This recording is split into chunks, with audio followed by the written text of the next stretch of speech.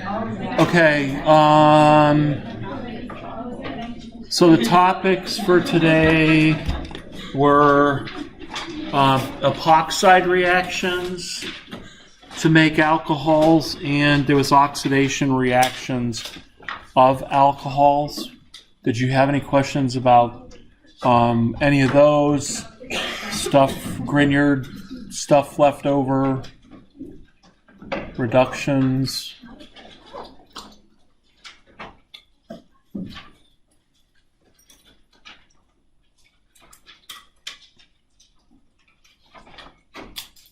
No? Yes?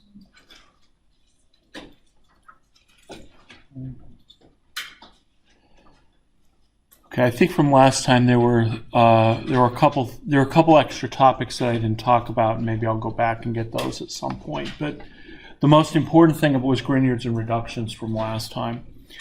So let's start with epoxides, and some of this is review.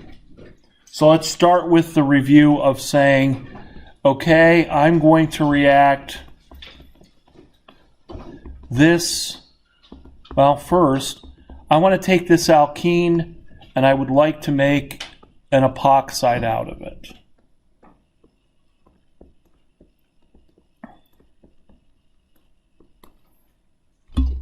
What reagent should I use?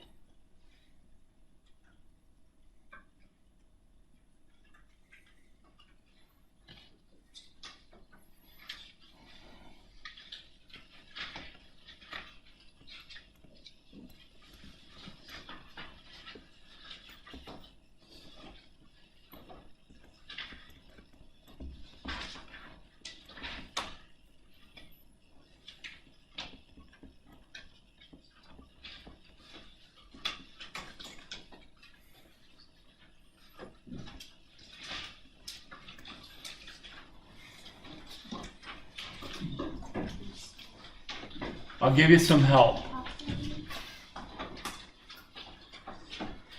If this was an exam or a quiz question on Monday, no such help will be coming. So which one is it?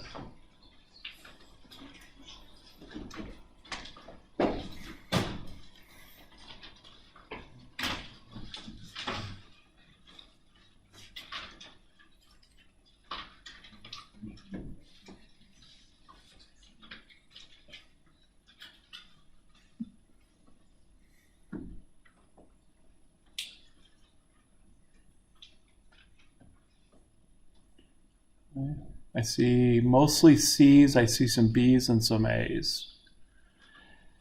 So if you're going to do this in one step, we need to use a peroxy acid. So which one is that? C. So in order to make the epoxide in one step, we need the peroxy acid. KMnO4 with the double bond will do what? Cleave or add 2 OH cis, depending on whether it's acidic or basic. Ozone would cleave the double bond as well. Hydroxide wouldn't do anything since hydroxide and the double bond are both nucleophiles. So it's a peroxy acid if you want to make the epoxide. So that's one step. One of the things with epoxides is the epoxide is going to basically bring an oxygen down and stick it to both carbons of the double bond so that whatever the stereochemistry is of the alkene, that stereochemistry will be preserved in the epoxide. Now, I didn't give you a cis or trans stereochemistry, but if I did, that would be the exact stereochemistry of the epoxide.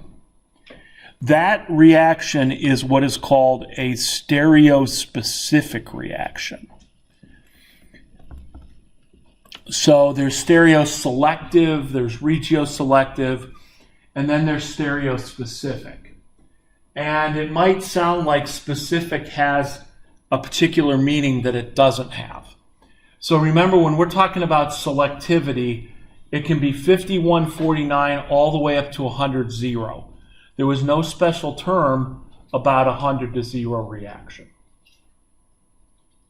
But there was just a 5149 is the same. So if it was me, I would have made specific mean 100%, but that it wasn't up to me.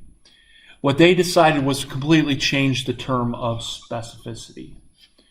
So in a selective reaction, you're looking at the products that are formed, right? And whether you form one product as a major product over another and what that relationship is. In specificity, it's about the reactant. So this reaction is stereospecific because if I change the stereochemistry of the alkene from cis to trans, the product will change its stereochemistry from cis to trans. So in other words, specificity means change the stereochemistry of the reactant, you get a different stereochemistry for the product. In this case, the stereochemistry is preserved. So cis produces cis and trans produces trans. We've seen one other stereospecific reaction, and that was SN2. But in SN2, what happened? When I changed from R to S, the product went from S to R because that was inversion of configuration. But SN2 is also a stereospecific reaction. So there aren't very many stereospecific reactions. This is one. The definition changes. Change the stereochemistry of the reactant, you will get a different stereochemistry of the product. Whether it's inversion or retention is irrelevant, that it's a stereospecific reaction. Okay. And where you hear this a lot of times is in chiral drugs. So they'll say, chiral drug design or even biochemistry as a whole is about stereospecificity. You change the chirality of a DOPA drug, which is a pain reliever. If you change it to its enantiomer, it doesn't react. I change the stereochemistry, I get a different reactivity. So that's where stereospecificity comes into play. So it's not a selectivity, it's a completely different definition. And I think at some point Top Hat had all the definitions of those three, so that's where stereospecific fits in. Okay, so first thing is we got to make an epoxide, right? That was hopefully review on the review packet in one of the last reactions as well. Okay, I got an epoxide. Let's do some more review.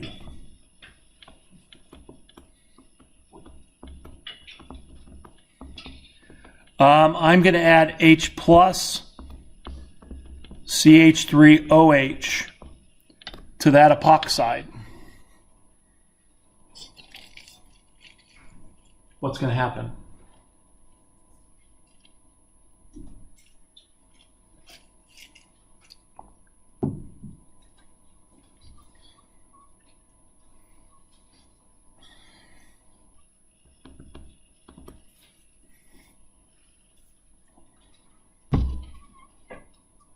You'll start by protonating the oxygen.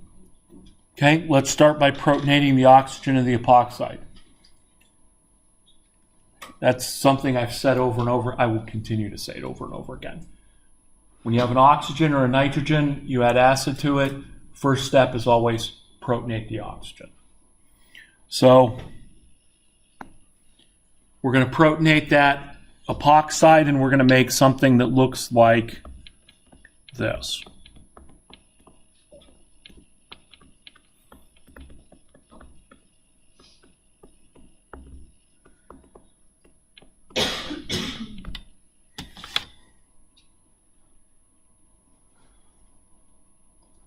So the oxygen has a positive charge. Now, I have a couple of questions about this. Number one, I'm getting a sense of deja vu.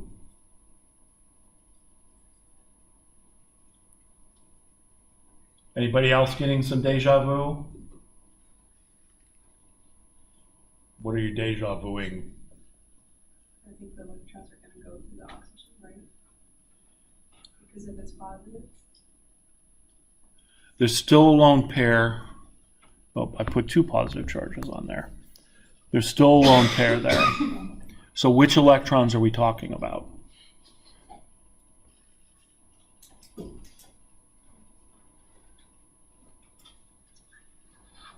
Your deja vu is different than mine.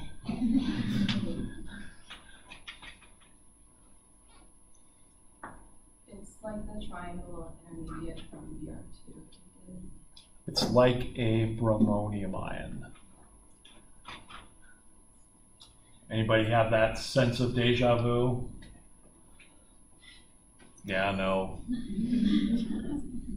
When we made a bromonium ion, what did we do? We added a Br plus to the double bond. And initially the Br had a positive charge. Was it happy with the positive charge? Was Br happy with the positive charge? No. Is oxygen happy with the positive charge? It's okay, but it would like to get rid of the positive charge. So where's the positive charge going to go? It's going to go down to the carbons. So basically what I'm going to do is I'm going to have each one of those carbons become delta positive.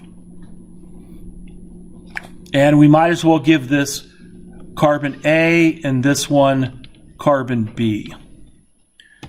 Okay, so I'm going to basically delocalize the charge, and that oxygen is going to probably be a little bit positive, but most of the positive charge is going to go down into the carbons.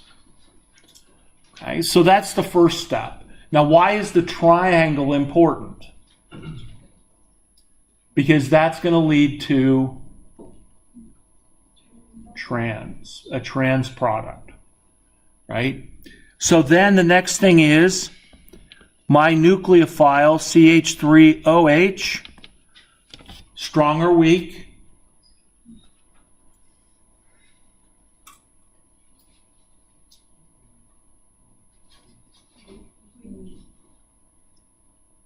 Weak, it doesn't have a positive, it doesn't have a negative charge, so it's weak.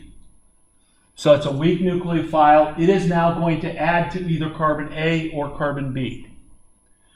In the triangle, it is going to add from underneath, so that when it adds from underneath, the oxygen carbon bond, one of those will break, the oxygen will swing over, and the OH and the CH3O will be 100% trans.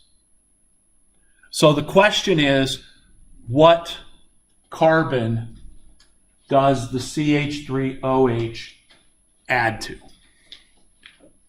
And I'll give you a moment, and then you can tell me, is it going to add to A? Is it going to add to B? I'll even give you C, both equally. So which one is it going to add to, A or B or C?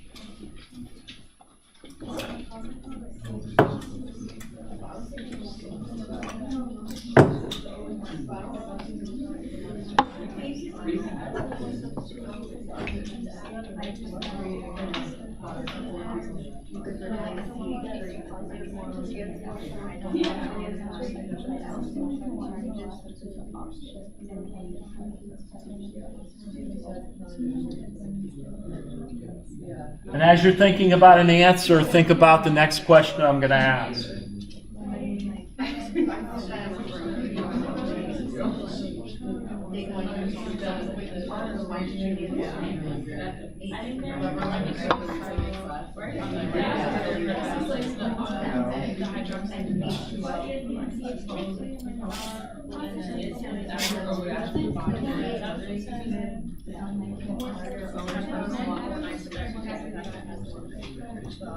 Okay, do we have an answer? A or B or C, both?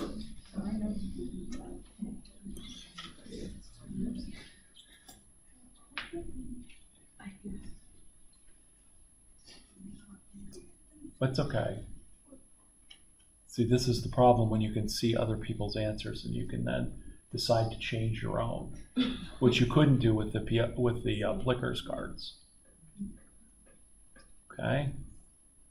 So I see 1B, and the rest I see are A's. You know, the 1B could be the correct answer. It's not this time, but it could have been. Okay, so everybody answered A. Why? Why is the CH3OH adding to carbon A? I just assumed it was like Markovnikov, so I put the oxygen, since it's acting how the hydrogen usually acts, over to the side that has more hydrogens on it, and then the CH3OH more substituted side. That'll give you the correct answer, but Wrong. not for that reason. So the first thing we have to get out of our mind is Markovnikov is when we add things to double bonds. And really we can't extend that principle. It's a similar there's something similar about it, but it's not, this is not Markovnikov addition. So Markovnikov is only when you're adding two things to a double bond. Isn't that one that's like acidic or basic conditions, it adds to one side or the other? Yes. Under acidic conditions, it adds to one side, and under basic conditions, it adds to the opposite. That is true. We have an acidic, so everybody said it added to A. So why is it adding to A? A is more positive. A is more positive, more delta positive. I will agree. I like that answer. Does anybody else like that answer? Yeah. Okay. So can we add on to that answer? Yes, A is more delta positive. Why? Because you add it to the one that's more substituted. Because A is more substituted. So if A is more substituted, what does that mean? It means that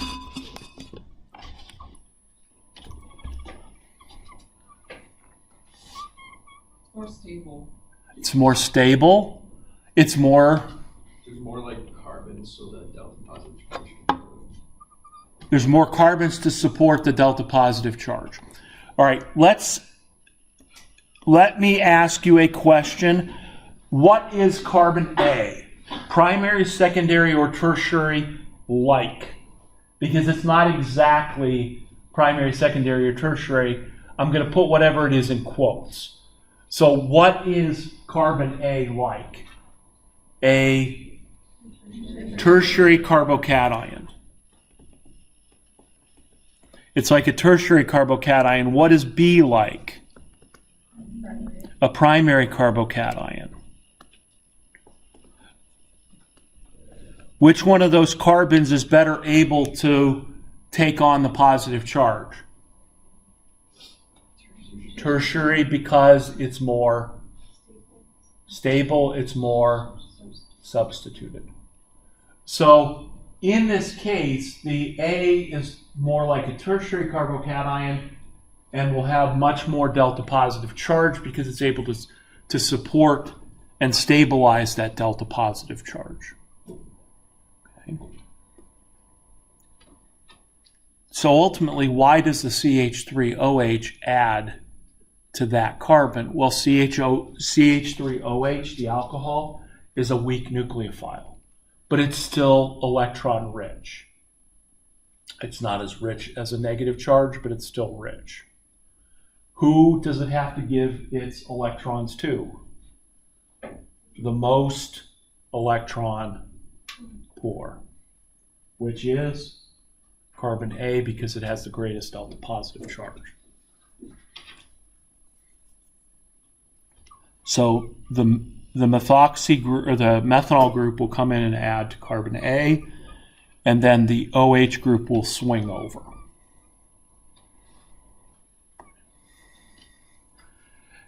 Now, there's a couple of issues if we're going to think about mechanism here, and I put the mechanisms in quotes as well. So in this case, the neutral nucleophile, neutral nucleophiles can only undergo what kind of reactions? SN1, because they can only react with carbocation. So number one, this mechanism is SN1. What is SN1 based on? Charge. Who reacts fastest in SN1? Tertiaries. Why? Most stable carbocation. So in this case, the attack of the methanol on the tertiary carbon is SN1. What is a little confusing about this is that it's a backside attack in the triangle, which has an SN2-like characteristic. But the driving force of the regioselectivity is based on charge. So whatever carbon has the greatest delta positive charge, that's where the neutral nucleophile is going to add. And it doesn't have to be a neutral nucleophile.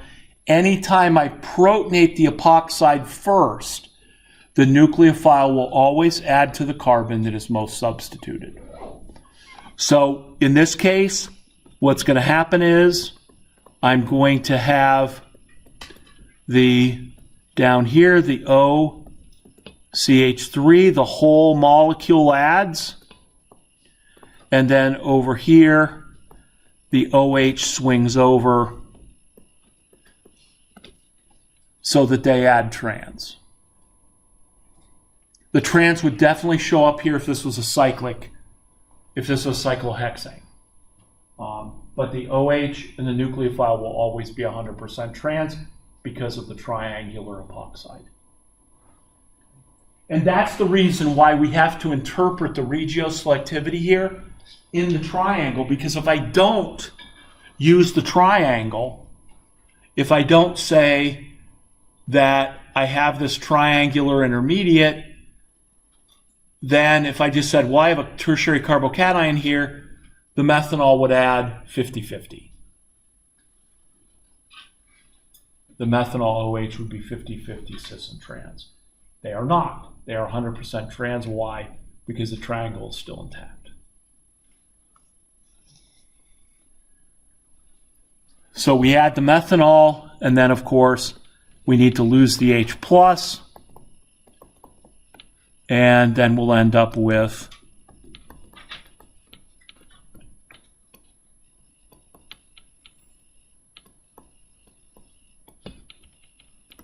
the final product with the OCH3 OH 100% trans. So this is an SN1 mechanism in terms of the regioselectivity. But the triangular intermediate means they're going to be 100% trans.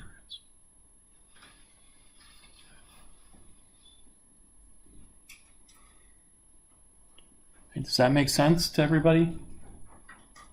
So when we're doing this reaction under acidic conditions, you will always add the nucleophile to the carbon that is most substituted.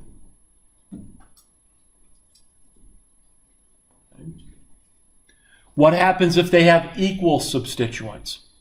In other words, one is secondary and the other one's secondary.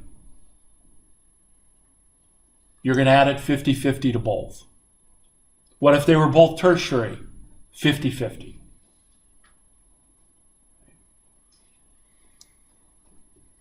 And it doesn't matter what groups are attached to a tertiary carbocation. A tertiary carbocation is a tertiary carbocation. It is no better or worse whether it's got 3 methyls, 3 ethyls, 3 isopropyls, or 100 carbon chains. They are all the same. This reaction is driven by the nucleophile adding to the greatest delta positive charge. The groups that are on there are irrelevant. If there's 3 groups, that's the most substituted. Okay.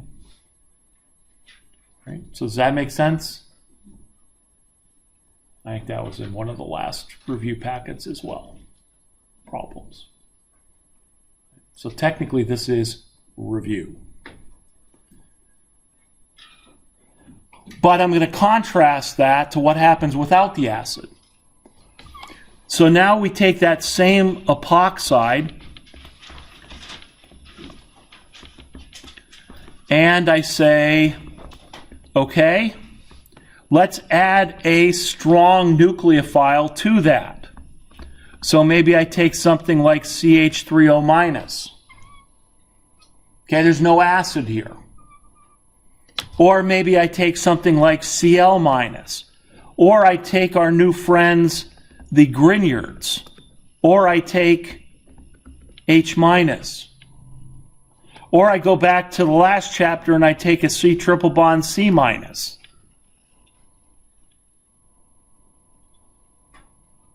Right? These are all our strong nucleophiles that we've dealt with in the last 2 weeks.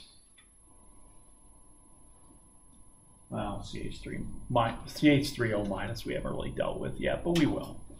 It's a strong nucleophile. So all of these are strong nucleophiles. So the question now is, I'm going to open up this epoxide with no acid. Who is the strong nucleophile going to attack, A or B?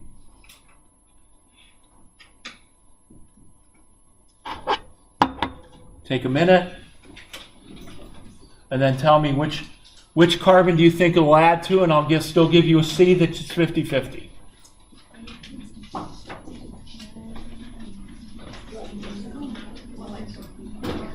Yeah, a lot of my hands.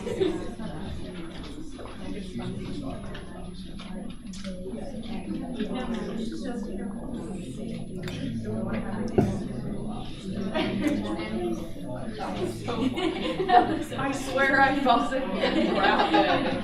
I know you can Kindergarten. Sorry. It's been a long day, I'm tired. I felt a ghost hand. I woke up, there was a...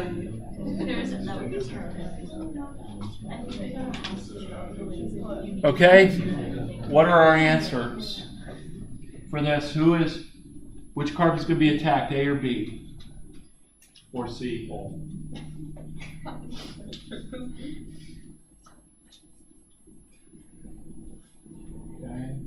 I see 1A, and I see the rest. I see 2 A's and the rest are playing along. Okay? All right, so mostly B.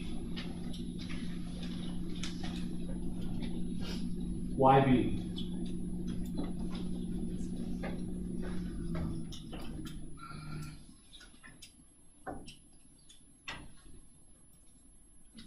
Basic conditions, so it depends on steric conditions. Okay, so it's a basic conditions, which I don't like the term basic conditions because Cl- really isn't a base. So I like to call this strong nucleophile ring opening. We're using a strong nucleophile, which means it's a negative charge. So when we open this epoxide up under strong nucleophile conditions, and no acid, quote unquote basic conditions. I guess basic means lack of acid. It's going to attack the least hindered carbon. Why? What is this reaction acting like now? What reaction is driven by steric hindrance?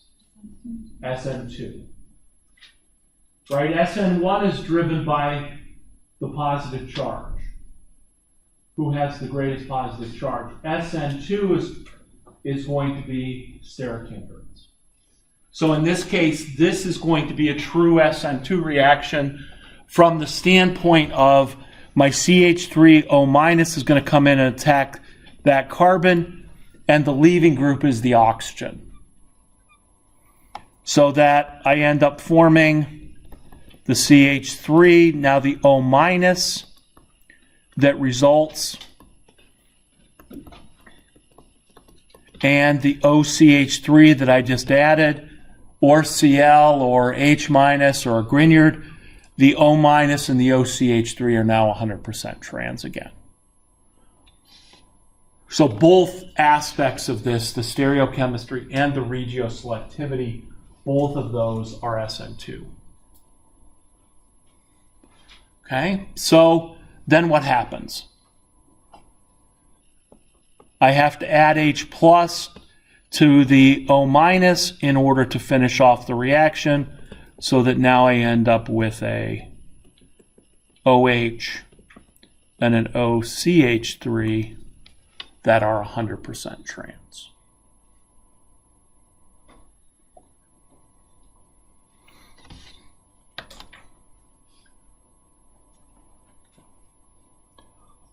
So, what do we have? We have a situation here where, under acidic conditions, it adds to the most substituted. Under non-acidic conditions, strong nucleophile, it adds to the other. And that's the rule. We want to go into a little bit more detail than that, but so it's not just memorization. It's like, oh, that makes sense. So, does that make sense?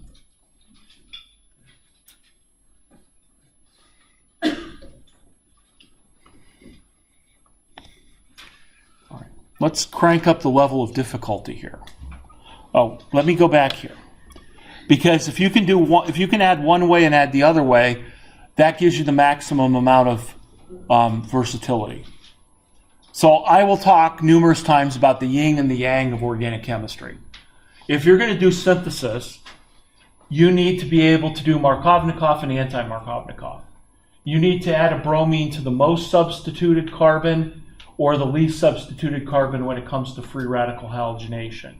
You need to be able to form the most substituted double bond and the least substituted double bond. Right? Zaitsev, Hoffman, kinetic condition or statistical conditions in free radical versus selective versus Markovnikov, anti-Markovnikov. So this acidic and strong nucleophile conditions lets us do both. What did I just do? I added the methoxide to the right-hand carbon. What did I do in the last reaction? I added it to the left. So, I mean, organic chemistry is only going to be productive if you can do both. And so in this case, we can do both. A lot of times we would talk about this strong nucleophile ring opening back when we talked about using acidic conditions, but now the books have decided to talk about it with alcohols. Talk about the strong nucleophile conditions. Okay. So then, how about this? How about this? So let's put this in a ring, and let's say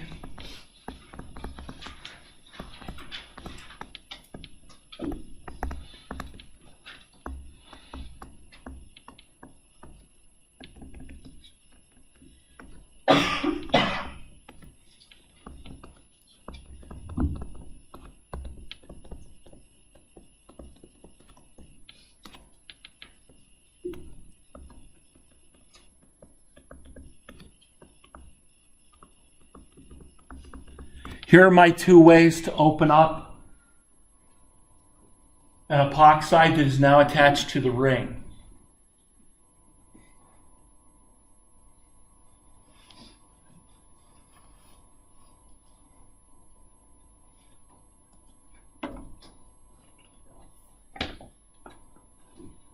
So take a minute and think about this reaction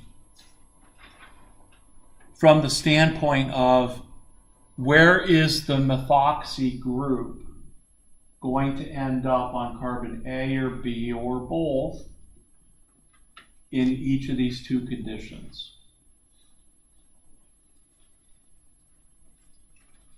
And what's the wrinkle that I just put into this problem that wasn't in the last one?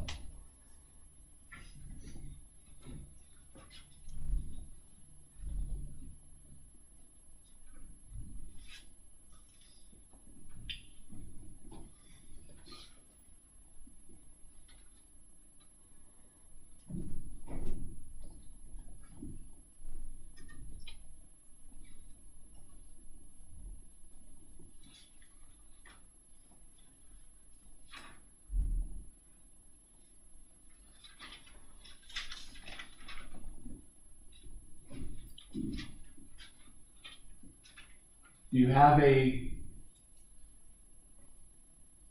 answer, yes, for the methoxide ion. In other words, the reaction going down. Where will the methoxide end up there? Will it end up on carbon B or carbon A?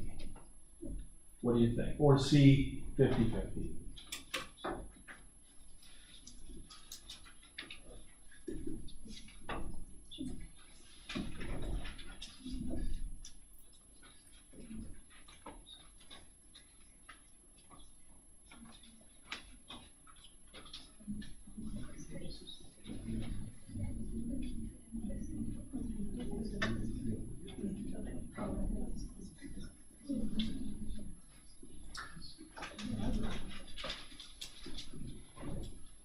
So I see some B's, I see some C's, I see some looking around to see what I should choose.